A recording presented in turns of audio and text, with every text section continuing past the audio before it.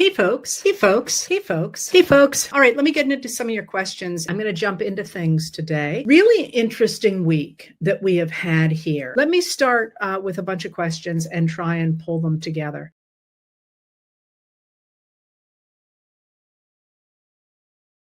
Hey folks, welcome to Politics Chat on September 4th, Thursday, 2025.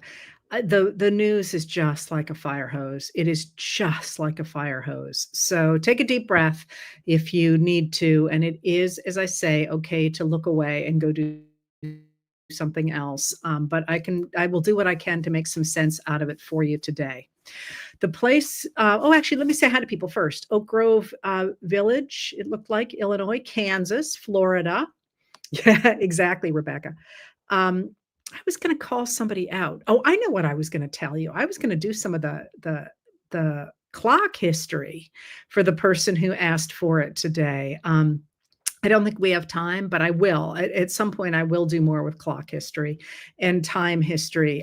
Santa Clara, California, Wichita, Kansas. It's always fun to see places I've never heard of. Manchester, New Hampshire, I've heard of course, but there was another one that just went by. And Mansura, Louisiana, Seminole, Florida. I was just reading about Seminole, Florida. Now I can't recall why. It was something recent. It wasn't historical. Anyway, welcome everybody. And let me jump into some stuff now because there's so much going on. I won't cover everything that you asked about, but I'll cover a lot. And once again, it seems to me that the things that people have asked about are all over the map. So I want to suggest a larger lens to look at what's happening in the United States right now, because it might help a little bit to see the bigger picture and to be able to fit things into a framework. And what I want to talk about today to fit these things into a framework is the concept of freedom. You know, a lot of people talk about freedom, and I'm going to talk about that some today, but actually defining what freedom is a different thing. And so I want to talk about freedom in two ways today. That is freedom from things and freedom to do things. So freedom from and freedom to. And those are really very different things that I think make a lot of sense in this moment, if you can distinguish between the two. So let's start with the idea of freedom from things, because this has been really the rallying cry of the radical right now for at least 40 years, that Americans have freedom, and freedom should mean to have freedom from things, freedom from government oversight. And one of the big stories from today is that Health and Human Services Secretary Robert F. Kennedy Jr. testified before the Senate Finance Committee. And it was very contentious, a lot of raised voices, a lot of disagreement about basic facts. And one of the pieces that Kennedy was standing on was the idea that Americans should have freedom from government oversight of their medical care. So, for example, he's an anti-vaxxer for a number of different reasons in his own personal makeup, and I've written about those before. He doesn't appear to believe in germ theory as a driver of disease. And like I say, you can look through my old writings about that. But in this moment, he is part of a movement that wants the United States government to stop overseeing people's health, especially through things like vaccines. And so yesterday, today's Thursday, right? So yesterday, Florida became the first state in the union to say that children that there are no requirements for having vaccines to go to public school. And it's really interesting that Florida did this. I mean, it's not a surprise Florida did this because of the degree to which Governor Ron DeSantis of Florida has embraced some of the radical right movement. But it's interesting that the children in Florida will no longer be required to have vaccines to go to public school, considering the fact that a key moneymaker in Florida are theme parks, especially Disney theme park. And those are places that are inhabited, or that are attractions to children. And if you are thinking about where you're going to take your children during spring break or during the school vacations, it probably is not going to make you more likely to go to Florida to learn that they're going to be with a population that has not been vaccinated or has the potential not to have been vaccinated against childhood diseases. Now, the other thing that's interesting about that position on the part of Florida is that more than 80% of Americans want there to be childhood vaccines, want them to be required, especially for things like polio, of course, and measles and whooping cough, the diseases that people still seem to recognize as being enormously dangerous because they are. Um, but the Kennedy impulse is to say that the government should get out of your faces, that they believe in freedom from government intervention. And as I say, it's really interesting because that has been a piece that the radical right has pushed now for 40 years, that we need a really small government, that you can drown in a bathtub. You've heard all of these things because that's the only thing that is going to permit Americans truly to be free. But one of the reasons that's interesting in this moment is, in fact, while Trump and people like Kennedy talk about freedom, and Trump talks about it a lot with regard to getting rid of regulations so business people can drill for oil, for example. In fact, the Trump administration has been using the state in really intrusive ways. So they're talking about freedom, but the other big piece of news from today is the fact that the Trump administration appears to have launched a military strike against a small boat with 11 people on it, civilians, that they allege anyway. I mean, it's very unclear to me how anybody knows any of this, and they're saying they're not saying, but they're alleging that these were Venezuelan drug traffickers. And there's a lot of problems with that story to begin with, not least that there appears to be no legal justification for it. But it's a really big deal because it is, first of all, we're not at war with Venezuela, and you can't attack civilians, and the government should not attack civilians, and the military should not have attacked civilians. There is a bit of doubt as to whether or not this ever happened. Venezuela says that this is AI and this event never happened. I think there's just a lot of opaqueness over this, but the administration is putting forward the idea that it, in fact, attacked civilians from another country and essentially murdered them in cold blood, even though normally under international law, when they want to stop a drug that they suspect is smuggling, a boat that they suspect is smuggling drugs, they shoot the engine. I mean, this is like a no-brainer. If you've ever been out in a boat, especially in a boat with a small engine, you put any kind of a monkey wrench in a small engine, that sucker's not going anywhere. So what normally happens is they stop the boat, they round the people up, and they take them to the nearest port to be charged. So the fact that the government is asserting that it has the right summarily to execute people that they say are drug dealers, it is not really possible to think of a more overreach of a government. And again, I'm sort of thinking about this philosophically, of a government than simply saying, we, the government, can take your life.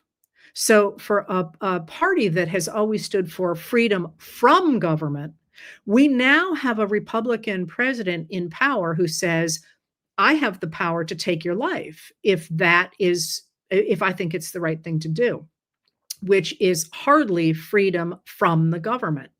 But it's not just that. Trump has really gotten rid of a lot of those central tenets of what used to be the Republican concept of freedom. Um, uh, he has started to put the military in U.S. cities and claimed the right to do that. Now he's backing off a bit on that as JB Pritzker, the governor of Illinois, and has been standing up to him and saying, you are not welcome. I'm going on record that you are not supposed to do this because, of course, he's not supposed to go into another state without the governor of the state requesting him to go in, which is why Trump is now saying, all these people should be requesting me. But Pritzker has pushed back. So has California Governor Gavin Newsom, who has been mocking Trump and has won against him in court, where a court decided in California that, in fact, by using the nationalized federal guard and using the Marines in Los Angeles broke the Posse Comitatus Act of 1878. So as there has been pushback, now you can see Trump sort of saying, well, they should all ask me. I want to be asked. They should all ask me. And some of the Republican governors may go ahead and do that. But that idea of freedom from the government, he's completely blowing that up with the idea that literally the government is putting troops into cities, which doesn't exactly illustrate freedom from something, which may be one of the reasons that the juries in Washington, D.C., the grand juries in Washington, D.C., and grand juries are enormously stacked against defendants, have refused to indict the defendants, in part probably because they at some level feel that the government is exercising overreach here, like, for example, their attempt to get a felony assault conviction on the guy who threw a sandwich. That seems like it was a bit much. But the administration is also exercising that kind of power over children.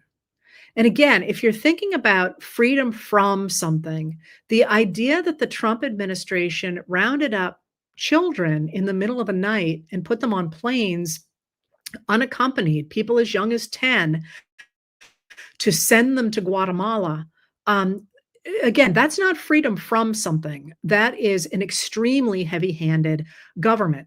And you're also seeing Trump rejecting this concept of freedom from the government with his tariffs, which a second court has now found illegal. But the idea behind the Republican movement since at least the 1980s was really to double down on the idea of free markets, that the government would not get involved in how people managed their money and managed industry, and that would be the most efficient way to run a society. And now Trump is jumping into the middle of that and not only saying that he's going to put up these tariff walls that are dramatically reordering world, but especially American economy, but also that he was going to take a cut of certain parts of companies as well, and have a say in how those companies operate.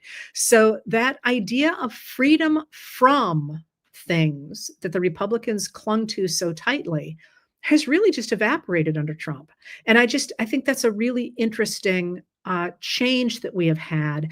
And it also is reflected in the rise of Project 2025 and the radical religious right in a way that is important. That is, one of the arguments that the religious radicals make is that the idea of freedom from government, which you saw with with this idea that people should have equal rights, for example, but that people should be able to behave as they want, has in their minds led the United States down a bad path. An argument similar to what Vladimir Putin has made in Russia and Viktor Orban has made in Hungary, because what it's permitted is the visibility of LGBTQ plus people, of women wanting rights, of minority, ethnic, religious, gender, and racial minorities wanting rights. And those things are in their minds corrupting society. And what the argument is among those who adhere to this radical religion is that because people don't have the ability to regulate their own behavior, you need to have a strong religious component in society to make sure that they behave as they should, which again is exactly contrary to the idea of freedom from overreach by the government. So on the one hand, you have that concept of freedom from the government, which has been the driving force behind the Republicans and has been really a driving force of the anti-vax movement. And you've got, at the same time, Trump and the people he has surrounding him pushing this extraordinary strong government, which is the exact opposite of freedom from the government. But now there's another kind of freedom that is very much in play with this argument about vaccines, but in American history in general. And that's the concept of freedom to. Now, one of the people who early articulated this difference between freedom from and freedom to didn't really talk about the government. When he talked about it, what he said was that freedom to is about individual self actualization. That is, who do you want to be? What do you have the freedom to be? But the trick to that in the United States, really since Theodore Roosevelt, the presidency of Theodore Roosevelt from 1901 until well, I can't do the math, 1901 for 9, is right, because he leaves office and Taft comes in. All right. So the since Theodore Roosevelt, who's a Republican, by the way, that idea of freedom to has depended on a government that protects the individual, which is the concept of which is where it dovetails with the idea of liberalism, the protection of individual rights, which is a pretty new concept in the 19th century. And that idea of a government that protects the ability of individuals to make something of themselves, whatever they choose to make of themselves, is a really important concept for figuring out what the good role, what the true role of the US government should be in society. So if the government is supposed to protect freedom, your freedom to become a doctor or a lobsterman or whatever you want to be, the government should be protecting your health, for example. It should make sure you don't die of childhood diseases if it has the ability to do that, which is where we get the government requirements for vaccines, which really take off, by the way, in the late 19th century. The idea that we are going to protect the public in general so that people in the public have the ability and have the freedom to go on and have a healthy life. Similarly, the idea of freedom to do things is going to mean that the government's going to protect education. It's going to protect access to resources. It's going to make sure that your food's not adulterated with formaldehyde and chalk and the things they used to put in milk. It's going to mean that you're going to be protected from workplace accidents.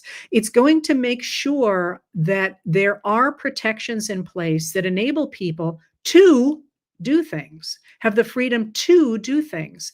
And that idea of freedom to is the idea behind civil rights legislation and what is now denigrated as diversity, equity, inclusion. But all what it is called DEI does is it makes sure that everybody has the freedom to do things. And so if you think about what I just laid out, freedom from is often embraced by people with power, especially by white men and white men who run businesses, because they don't want government to be messing around with them. They want to do whatever they want. Freedom to do things. So they want freedom from. Freedom to do things is usually people who are not in power, usually people who are marginalized for one reason or another, and need to have government step in to give them the freedom to do things. So one of the things that we're seeing right now is the struggle in our society between freedom from and freedom to. And one of the ways this is playing out is it's playing out at the national level through things like soybeans, where the idea of freedom from government interference, which is what a lot of people voted for, has now turned into the fact that China is boycotting US soybeans because of Trump's trade wars, among other things. And so the farmers are looking at this and saying, wait a minute. We want the freedom to sell our soybeans. So they've gone from not wanting government intervention to wanting the government to make it possible for them to sell their soybeans, which is actually what was going on before, but that's not the way the rhetoric worked. So you're seeing it over things like that, but you're also seeing it in the question that most of you asked. And that was about soft secession, which is a term that is out there. Don't get all excited about that term. The idea of, or you can if you want, but this is nothing new. The idea that states can take different positions than the federal government has been part of our history since the early 1800s. And its early incarnation in the 1830s, its real political articulation under Andrew Jackson before he became president, um, was an attempt of the Southern enslavers to legitimize a society in which, even though most Americans did not want the continuation of American enslavement and the amassing of property that it permitted a few people to do in the American South, that resting on the idea that states could do things differently than the federal government um, is one of the ways that they managed to justify and to protect the perpetuation of human enslavement. So that idea of the states doing something different has a really negative start in our history. But since then, states have always used it in positive ways as well. So, really, even before Andrew Jackson starts talking about the use of states' rights, you see it in places like New York, the state of New York, where at a time when the federal government said, we're not going to get involved in internal improvements because the elite enslavers don't want us to, or rather, they're still arguing about it in the 1820s. New York State says, hey, we're in. We're going to improve our own state, whether or not you want to go along with it, and that's where you get the Erie Canal, which is finished in 1825. I mean, and they built that sucker with shovels through the state of New York to make sure that the middle part of the country didn't break off from the United States and join Canada, which it would have because of the way the rivers run. But as early as the 1820s, the state of New York is saying, you don't want to do internal improvements? Okay, we're going to do it ourselves. But even more dramatically than that, in the late 19th century, when the federal government was taken over, let's call them the robber barons, was taken over by the Republican Party, and they were not going to do anything to help ordinary Americans. States, primarily states like Wisconsin, if you've ever heard of the Wisconsin plan, but the state of Wisconsin and New York as well, but the state of Wisconsin becomes it is literally called a laboratory for democracy. That same idea gets picked up as well in New York State in the same period, in the state of New York, when Tammany Hall, which is running New York City, needs to find a legitimate way, because they're no longer corrupt, to get people to vote for them, and they start to protect the rights of ordinary Americans living in New York City, to the point that in the 1900s, they are already protecting women's rights and Black rights, which is kind of eye-popping if you think about it, because on the national level, the opposite was happening, but the state of New York was working to do those things. And it's actually from the state of New York that we get the rise of the New Deal, an attempt to take that system national for the New Deal. And that is, of course, what the radical right is trying to get rid of now. But you also see, after the initial New Deal under Dwight Eisenhower, a Republican, the idea that the federal government is going to take those good ideas from the states and create mandates, federally funded mandates for different states to do things for their citizens, with the idea that, of course, every state would like for things to be good for their citizens, but some are richer than others. So the federal government would give money to those states until they could get their acts together to be able to provide education, or to provide some of the things that the federal government thought were useful for everybody to do. So the idea that that states are going to start doing things that the federal government is not at all a new idea. And what you're really seeing over these over vaccines is this idea that different states are going to say, we don't know what on earth the Secretary Kennedy is going to be doing at the CDC. He seems to be decimating it with this concept of you should have the freedom from the government to make your own healthcare decisions. But we in our states are going to give you the freedom to be protected from polio and COVID-19 and the diseases that we do have vaccines to combat. So I think you're seeing a switch from where we have been in the past really since World War II in this country, where the federal government has really tried to do the thing that is best for the most people, to embrace science, to make it easier for people to have freedom to do things. And now the federal government is both cutting back on that and creating this extraordinarily heavy-handed government that no longer is exercising freedom from government for the people in the cities where there are deportations and the sweeps and all that. But the states are embracing the Democratic dominated states are embracing the concept that we have freedom to do things, and I think is a really important difference when you think about what you want the government to do. Because right now, it certainly appears as if the federal government is saying you have, business people who don't want regulations have freedom from the government, and people who don't want vaccines have freedom from the government. But those of you who are not doing what we want don't have any of those freedoms from the government. In fact, we've got the most heavy-handed government we've ever had. And this is obviously a recipe for authoritarianism.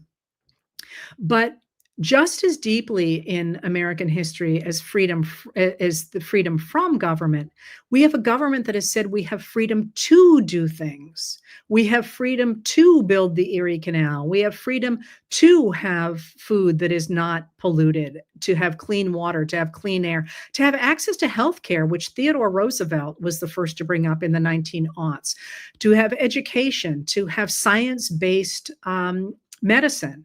Those are things we have freedom to have. And one of the things that I'm seeing is in the sort of murky, this is happening, so-and-so is pushing that, is it feels like it would be useful to break those two things apart and stop being wedded to this idea that the government needs to stay out of our lives because otherwise we are losing our freedom. And instead to embrace the idea that there are some places in which we very much need the government to be included in our lives because we need the freedom to go to Disney World or whichever one it is in Florida, I can never remember which, without worrying that your kid's going to get polio. I mean, one of the things that people don't remember today is that the summers, it used to be considered incredibly deadly because that's when the polio virus was most prevalent and easiest to pick up. Remember, FDR gets polio as an adult during the summer up at Campobello Island up the coast from me. So it feels like those two things would be important to remember when you're looking at all the very many things that are slamming into us today and have been slamming into us, because at the same time that Trump is using the government in an incredibly heavy-handed way, there's also an argument to be made that we actually want a government that does things to enable us to have the freedom to achieve who we want to be. And I just felt today like a lot of people weren't talking about that, and like it was an important place for us to be. And I think you're seeing that in J.B. Pritzker and his pushback against Trump's threats to invade. You're certainly seeing it in the different states getting together to make vaccines available and so on. So I hope I managed to throw enough of those pieces together into a big picture for you all today. The only other, let me leave you with something hopeful and something to do. One of the things that jumped out today about the hearing that had Kennedy at the Senate Finance Committee, and with some of the other stories we're hearing now from James McGovern of Massachusetts, for example, about why Republicans voted in favor of the budget reconciliation bill known as the One Big Beautiful Bill Act, is that a lot of Republicans don't like those things either. They recognize both that Kennedy is destroying our public health system and that the budget reconciliation bill is going to badly hurt a number of Americans, far more than the Republicans seem to have banked on when they pushed it through. They knew it was going to hurt They knew Kennedy. They know Kennedy is bad news for the government, for the public health, but they don't dare to stand up to Trump, for which I have zero patience. Nobody asked them to take those jobs. They ran for those jobs. That being said, the best way for Americans to push back against what is happening right now is to make it very clear that it is better to risk Trump's wrath of being primaried than it is to risk the wrath of the voters. And, the more people speak up, the more people are on those overpasses, the more people are turning out in the streets, the more people are writing to their Congress people, but also their state legislators and showing up there, especially in Republican dominated or purple states, because Trump is pushing so hard for the redistricting of those states, and it'll be state lawmakers who do that. The more people push back, the more you're going to see things like, for example, Joni Ernst deciding that she is not going to run for reelection in Iowa. You're seeing a lot of people who are now at the national level deciding they're going to go back to the state level because they're worried about what's happening at the national level. The more we speak up, and it's hard now. It is so overwhelming. Like, I thought I was good on the news today at about 4:00, 3:00. And then I had meetings from 3 to 6. And by the time I looked at the news at 5:45, it was crazy. It was a whole different day. It gets overwhelming. It is okay to take a break. But one of the reasons I just gave you that really broad framing to fit things into is because sometimes you just can't follow everything that's happening. And it helps to think, is this an issue on which I need freedom from the government? For example, about your healthcare decisions and for your reproductive health care, for example? Or is this someplace where I need freedom to do things like for vaccines? So one would think that there might be a boilerplate for both of those issues, but there really aren't, because at the end of the day, what you're protecting in the United States of America is the ability of individuals to determine their own future. And sometimes in order to do that, we need the government to stay away from us. We don't need to have a government that's going to shoot us in the streets or have troops in the streets or decide whether or not we can have reproductive health care. We do need to have a government that's going to make it possible for people to get educations and that are going to make it possible for us not to get shot in the streets. So it's worth thinking about freedom from and freedom to when you're thinking about what we want the future to look like, because we've got to be thinking about that as Trump and the MAGAs try to claim more and more power because they know how weak they are in terms of popularity in the country. All right, I hope that was useful. And I'm going to go back to work. So thank you for being here. I don't know what my day looks like tomorrow. I don't know if I'm interviewing anybody or anything, but I will be back with one of these on next Tuesday, 6:00. And you can always read me on Facebook, Substack, or get things delivered to Substack. Just remember, Substack is free. You don't have to put in your credit card. It asks you for it. Just say no. Thank you for being here.